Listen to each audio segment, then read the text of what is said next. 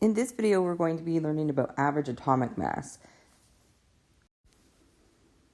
So before we can learn about average atomic mass, we need to talk a little bit about isotopes. So elements are a mixture of isotopes, and if you remember when we learned about the periodic table and about the structure of the atom, we said that the protons and the neutrons are found in the nucleus.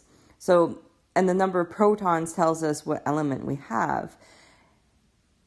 We didn't mention the fact that elements can exist as different isotopes, where isotopes have the same number of protons. So if you're talking about magnesium, so it has 12 protons, but it can have a different number of neutrons.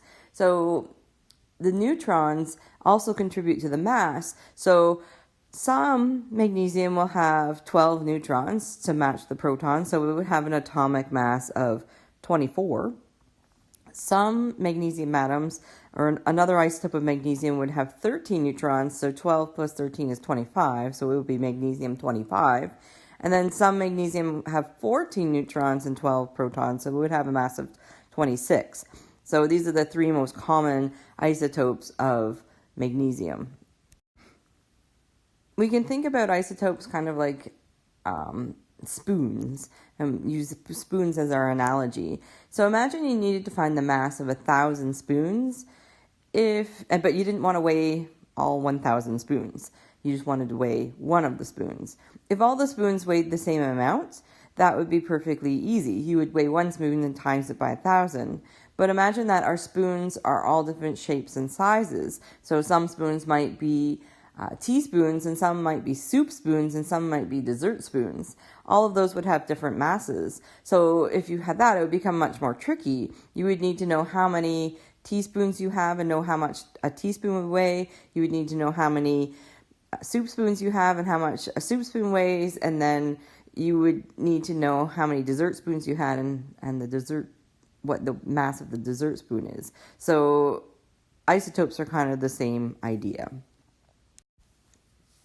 Isotopic abundance is how often an isotope occurs in nature, and we write that as a percent or decimal. So for example here, approximately 80% of boron is boron 10, so boron with a mass of 10, and 20% of boron is boron 11, or B11, so it has a mass of 11 because it has an extra neutron. So average atomic mass is the average of the masses of all the isotopes for an element, taking into account their isotopic abundance. So the way we solve for this is we multiply the mass of each isotope by its isotopic abundance, and then you find the sum of all these values. So let's practice this. So if we had lithium, 92.58% of lithium is lithium-7, and 7.42% of lithium is lithium-6. So let's solve for this. So we would take the isotopic abundance of the lithium-7, so 0.9258. So I've converted that percentage into a decimal, and we're going to times that by 7, plus 0.0742, the isotopic abundance of lithium-6, times 6. So we multiply and then add those two together, and you should get a value of 6.93 atomic mass units. So that's how you solve for the isotopic abundance of lithium. Our second example is carbon. So almost all of carbon is carbon-12, C12, 98.9%. And then 1.1% of carbon is carbon-14. So let's solve. So first of all, we've got 0.989 times 12 for the first one, plus 0.011 times 14. And we add those two values together, and you should get 12.01 atomic mass units.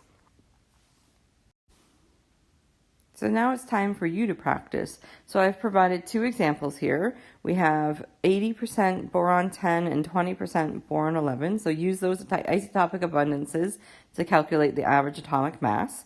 And then our second example, we have 69.1% copper 63 and 30.9% copper 65. So again, use those isotopic abundances to solve for the average atomic mass of copper. So let's work through those two examples and see if they compare to your answers. So the first one we had boron. So its isotopic abundance for the first one was 0.80 times 10 for boron 10 plus 0.20 times boron 11. So if we add that together, we have 8.0 plus 2.2, which should equal 10.2 atomic mass units.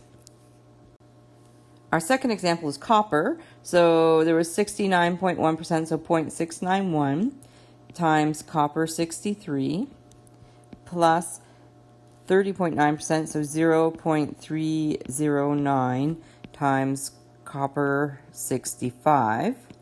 So we multiply and add those two things together, and we should get a value of 63.618 average atomic mass units.